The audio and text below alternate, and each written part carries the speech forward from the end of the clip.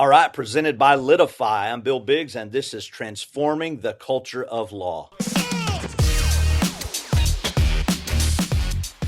Hey, everybody. So excited to be with you today. We have got so much going on. There are great things happening in the world of legal.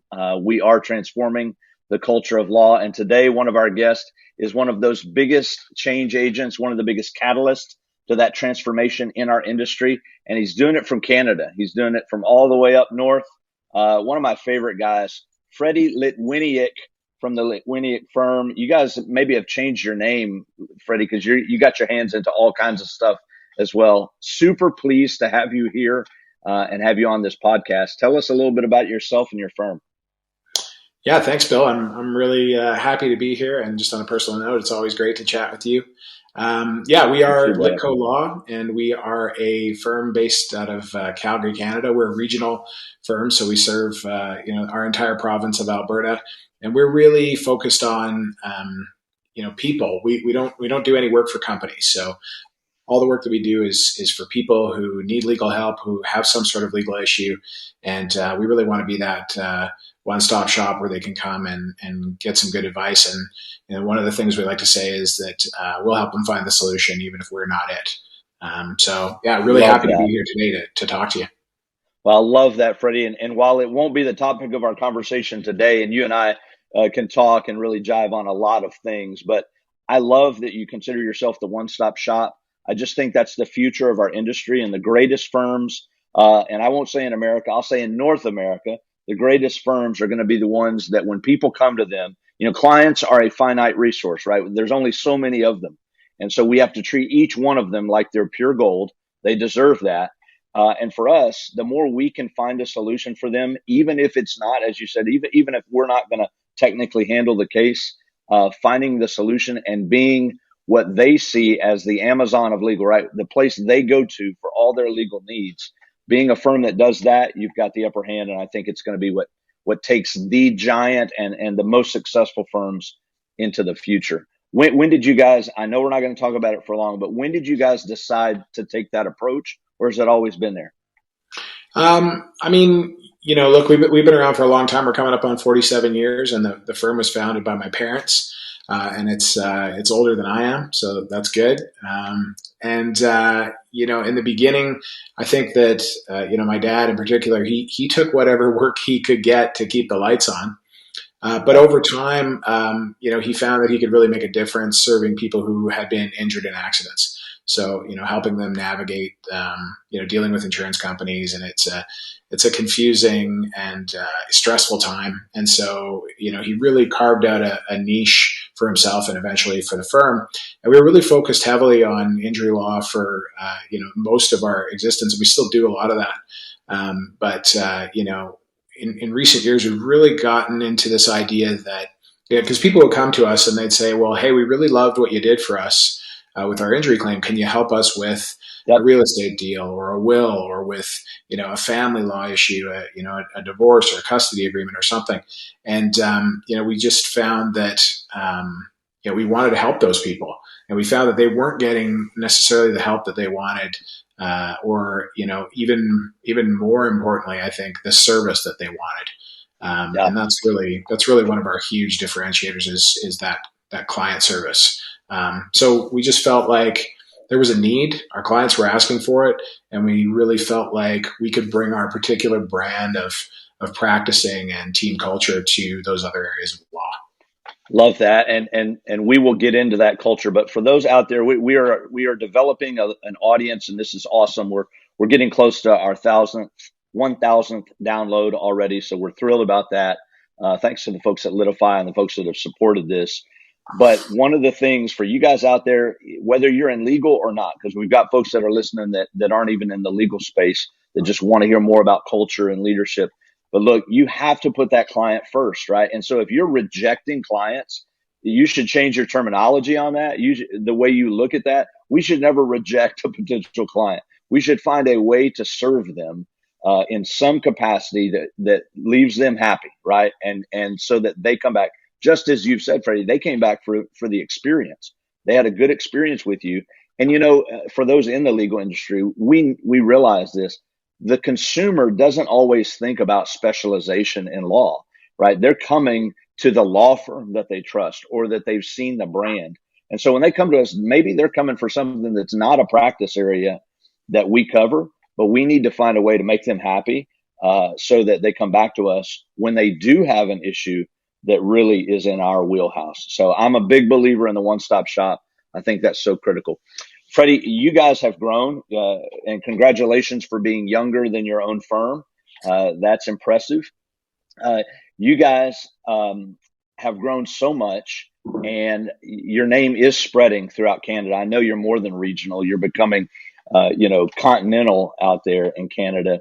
What's been the driving force behind some of that growth, or what are some of the driving forces behind that growth that you guys have experienced in Canada? Yeah, we're really purpose driven, Bill. I mean, we really focus on our core purpose. So our core purpose, the way we describe it, is to balance the power.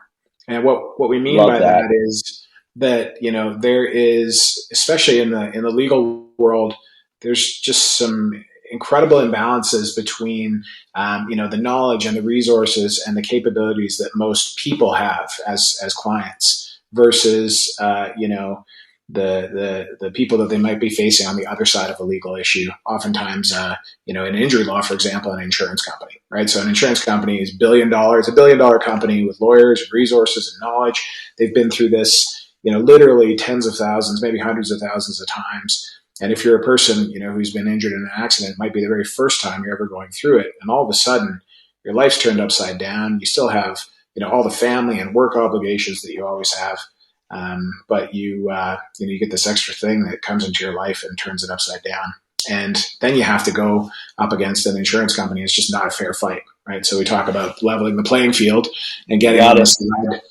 side of the individual. But we've extended that core purpose to think about unfairness in other ways. So, it's not right that, a client, will go to a law firm and not get the communication or the service that they're paying for, or, not even in some cases get a great result or great advice. Right. And there are some fantastic lawyers out there. We just see it as, an imperative for us to serve as many people as we can and give them that incredible experience and customer service, and ultimately make their lives easier. And then on the team side of things, I know you deal with a lot of law firms, Bill, and a lot of lawyers. We don't always have the greatest reputation for being a wonderful place to work, a place for Yep. you to build a career and spend your life. And unfortunately, I think that reputation is earned in a lot of cases. I think a lot of firms aren't great places to work. They can be, really have a rigid hierarchy. They can be, high stress, high intensity. And we just feel like that's not fair. This idea that great people, a lot of them in many cases who have spent a lot of years either in education, learning about their industry or about, developing the skills they need to be successful. We just don't think it's right that they should have to go to work every day at a job that they hate with people Wow. that they don't like working with. So Just that core purpose is really, that's a huge driver for us. And then of course, our team is everything, right? The growth yeah. happens because we have, that great team. The great team happens because we focus on building a great culture. So, man, you're just preaching it, and I love everything that you have just said, Freddie, which I usually do. Would you say, beyond a shadow of a doubt, that your purpose drives your culture? It's a driver in your business, that everything emanates from that?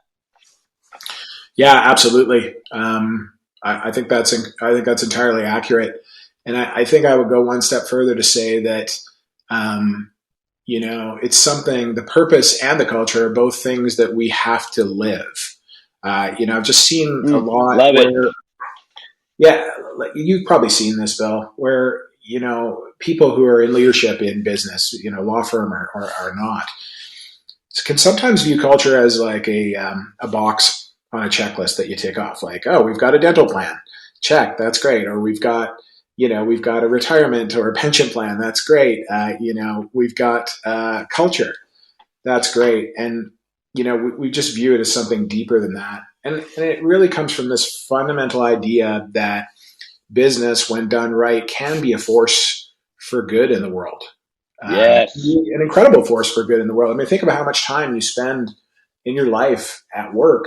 Even, a lot of people spend more time at work with their coworkers than they do with their families. And absolutely. so why should that part of life have to be, terrible? It doesn't have to be.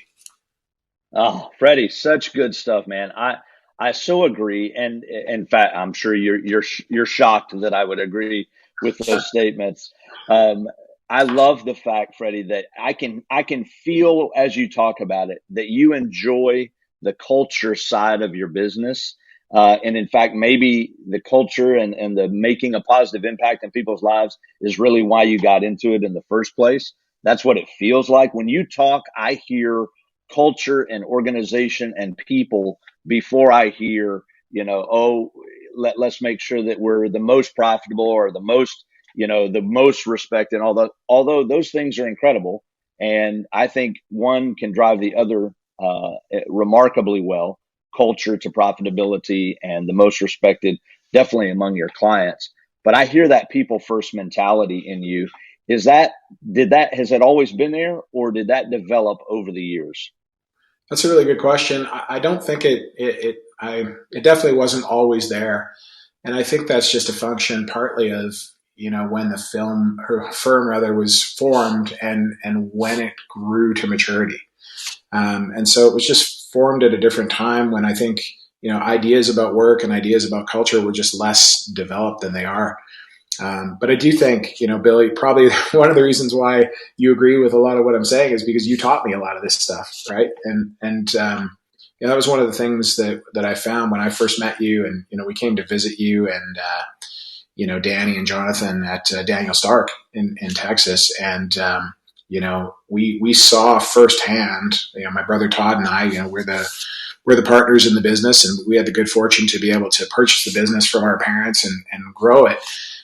And what that did for us is, we got the luxury, because we were able to buy a business that was already making some money. We had the luxury to step back and do what my parents never had the opportunity to do, which was to think about, what do we want this to be? What kind of Yeah. workplace do we want to have? What kind of culture do we want to have? And we could be more deliberate about that. And one of the ways that we did that is we just looked around and we said, we're lucky we had community through EO at the time, and now, Yeah. through EO and YPO, these communities of entrepreneurs that are so generous with their time and knowledge. And you were one of them. And obviously Danny and Jonathan just invited us into, your home basically, and showed us, what it really means to put people first. And so we had some fantastic mentors. So we weren't people first. We were client first for sure. That's always been true. We've always been, really crazy about client service, and that's something that's never changed. Where the focus shifted was this idea that our clients would never be any happier than our team.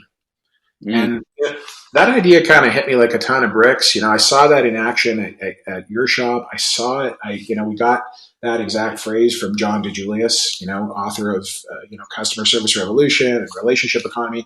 And John is just, has a knack for putting things. That Yeah. sentiment kind of hit me like a ton of bricks. I was like, And your clients will never be any happier than your team.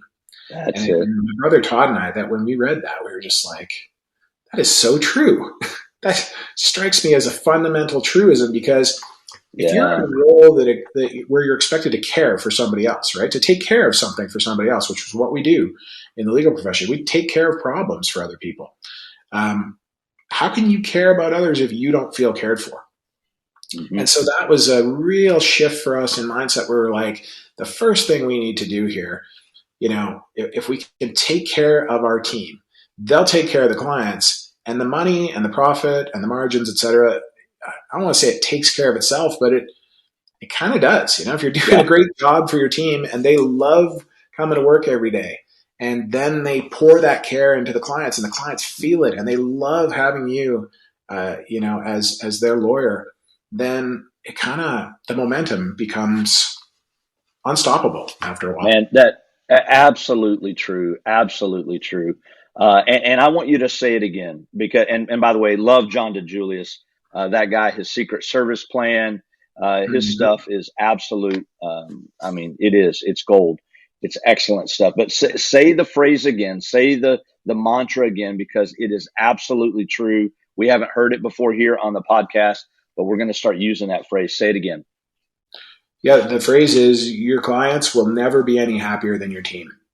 Fantastic, man. That is so, yeah, right. And you said it's one of those fundamental truths. And yet, why don't we figure that out earlier on, right? When we're leading businesses, when we're running organizations, why don't we get that you've got to, when you have a team of people that love working for you, love working with you, when they feel cared about, and I'll go so far as to say when they feel loved, which I define in this context as they feel like you're genuinely looking out for what's best for them. Whenever you can, you're looking out for what's best for the people on your team, not just the whole, but the individuals that make up the whole. And you have to do both. We understand that in business. But when your team members feel that, their sense of purpose and drive and loyalty, to me, goes off the charts, right? And so they're not just coming in for a job.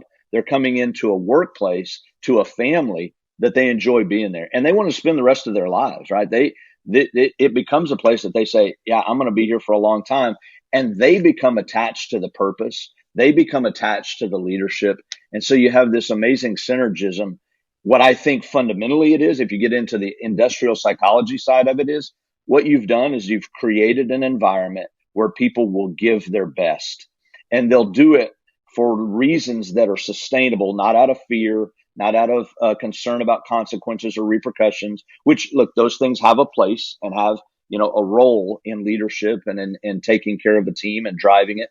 But at the end of the day, when people are functioning at their best, most of the time, because they want to and they love being there, I don't know if you can beat that level of performance.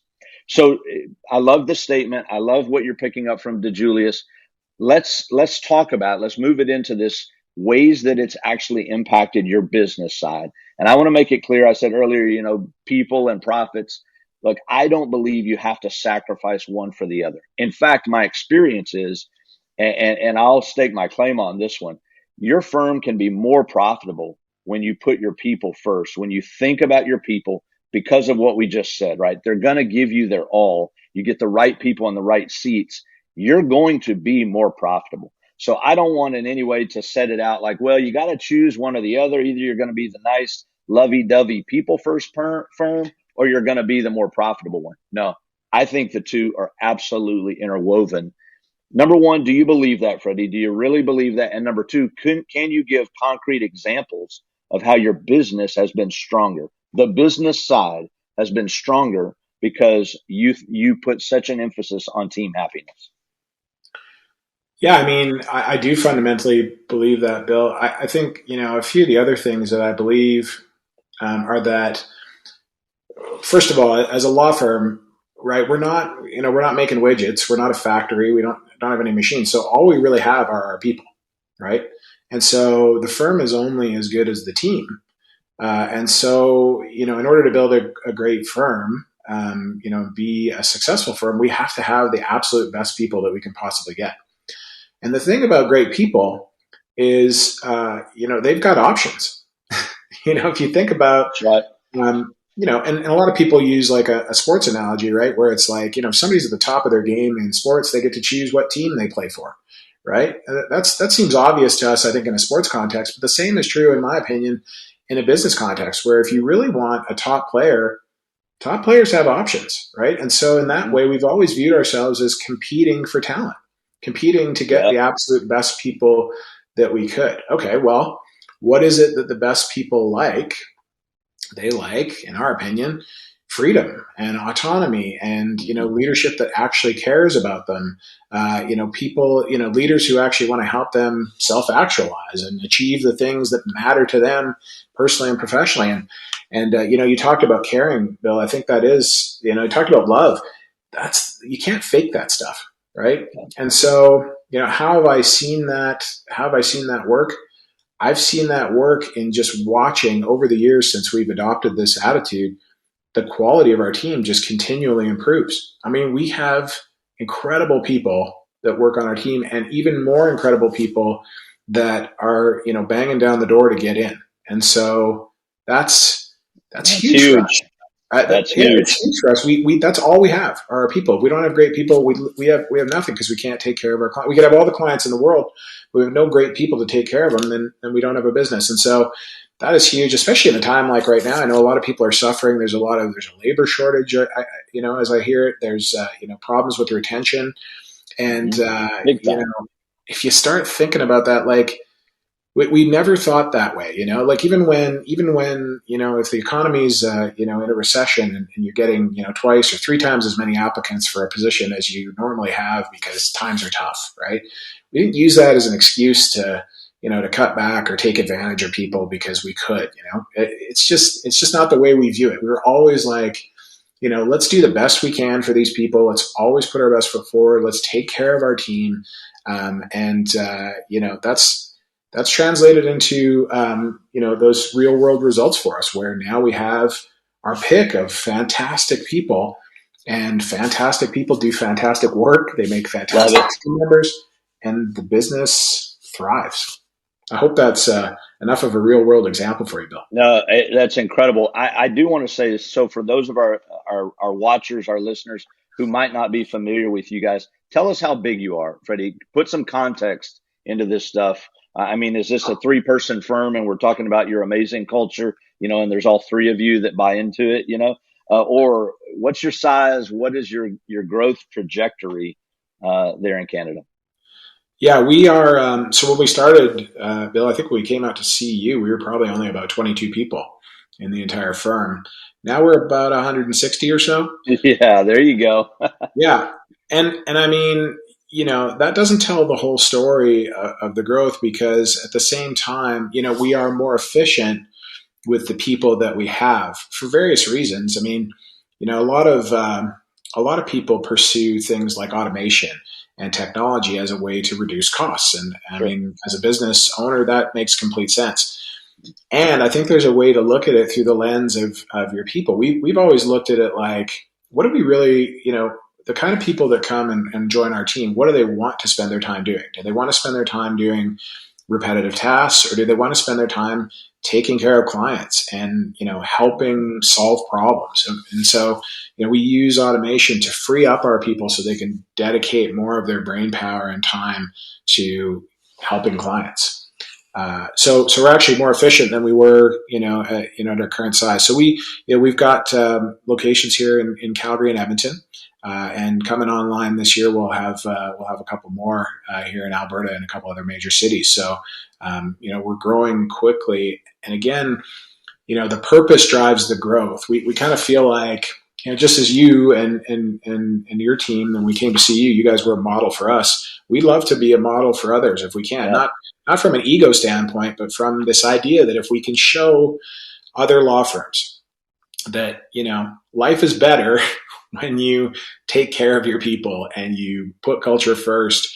And you not only yes, it drives profit and it drives the margins, but it also just makes you feel better. And if you can show that Yeah. that's a sustainable business model, that caring about people and culture is a sustainable, profitable business model, hopefully we'll have a lot of people copying us. That would make me really happy. Well, and they would be much the better for it, as would the world, man. And it's time for me to come learn from you, Freddie. I love that growth, 22 to over 160 in what, 7 or 8 years, Yeah. something like that. That's extremely impressive. Those results cannot be argued with.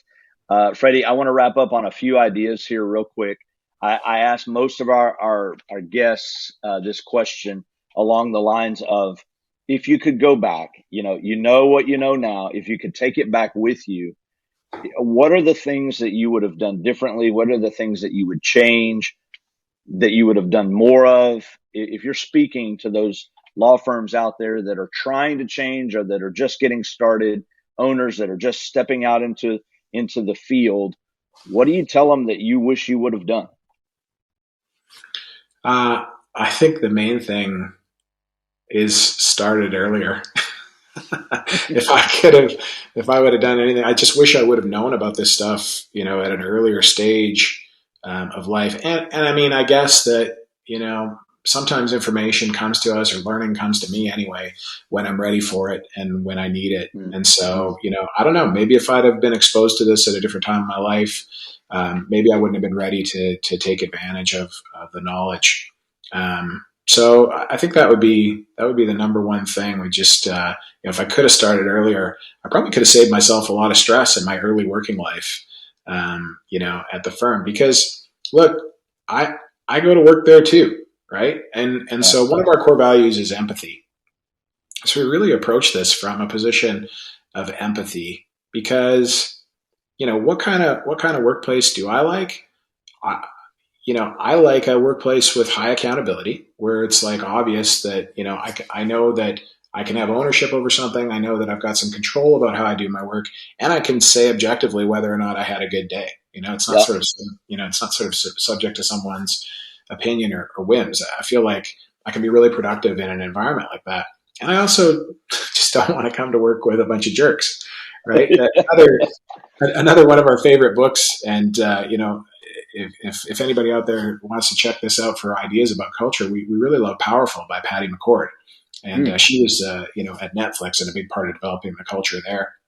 And, she says in that book that one of the greatest perks that you can give to A players, in other words, like your best people, is other great people to work with.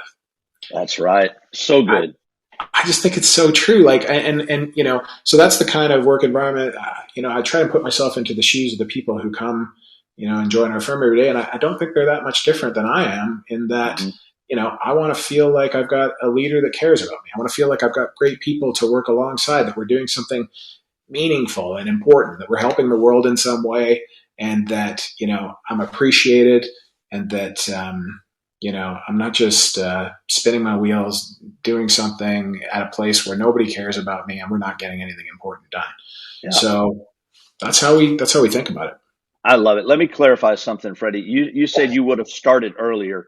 Do you mean just the firm, or do you mean really emphasizing purpose and culture? That you would have Really, started that? yeah, really emphasizing purpose and Yeah. culture. I didn't understand, and again, maybe I wasn't ready for it, but I did not understand what it really meant to be purpose driven, and what it meant to really focus on culture. Right. And we So you just wish you would have started that much sooner, because you would have had the results of it, and the joy of it much sooner. Right. Absolutely. absolutely. And by the way, something you said there is so good. And I love this. Sometimes it turns into debate. Sometimes it's just talking about the good stuff. You said your team members, especially those A players, which it sounds like you have a lot of them, you yourself, just like them, you want accountability. This is what I find when you create great culture. People think, again, culture and or people and profit are exclusive. No. And great culture and accountability and high performance are exclusive. Nobody ever gets let go. Nobody ever gets held accountable. Absolutely not. It's exactly the opposite. When you have a great culture, you typically have a ton of people, most of your, if not all your team, who want feedback, right? They love, because they're animals, right? I mean, they're performers, right? They want to get after it. And so they love to hear feedback, because they keep score. They keep score for themselves. They keep score for the organization, and they want to know what the score is with their own performance. It's the opposite when you have poor culture. People are afraid of the accountability. They're afraid of it because they think it may mean that they're going to get axed, or that, Yep. it's a consequence fear based environment. When you get a bunch of A players together and they're ready to run, and when they get feedback, they know it's for their own good, right? It's to make them better so the organization gets better. Performance skyrockets, right? It goes through the roof. Great stuff, Freddie. I have one very important question before I close. And there's been some controversy, it's my understanding, within your own firm recently that you guys have had to deal with. But is it true that you have the best hair at Litco Law? I mean, is it true, or are there some is there a fight for best hair award within the firm? It would probably it would probably depend on who you talk to. I Well, probably don't have the best hair, only because we've got such a diverse and interesting and eclectic team. That was another one of those things that, you taught me early on. And also, I would be remiss if I didn't mention, guys like Andy Bailey, our business coach, guys like Love Arnie him. Malone. We've just, we've learned from paying attention to other people so much. Just the generosity of others with their time and knowledge about this stuff has been huge. So I know I'm not really answering your hair question, Bill, but I just want to make sure that You're so humble, Freddie. You're so hair humble. I'm just full of gratitude, Bill. Honestly, I couldn't I can't explain to your audience. I don't think I need to explain this to you because in part you taught me this, but I think you've also lived it. Just the transformative power of really embracing this idea of culture. Culture is not, it's not your perks, it's not your benefits, it's not parties after work, it's not things like that. It's more about the kind of the kind of person you want to be, the kind of organization you want to be, the kind of difference you want to make in the world. And Man, it's incredibly powerful. It's changed my life in such a positive way. And if there's any way that I can, help others get on that same track, I would love to do it. So I was just so happy to be here to talk about it today. man, Freddie, I've had a string of, we have been fortunate. We've had a string of some really good guests from the beginning. I mean, every one of our guests has been incredible. But I have to say, I want to take the 30 minutes that we've spent together, and I want every leader in America to listen to this stuff, right? And not just for the podcast. I could care less whether it's for the glory of the podcast. Who cares about that? That's not the goal.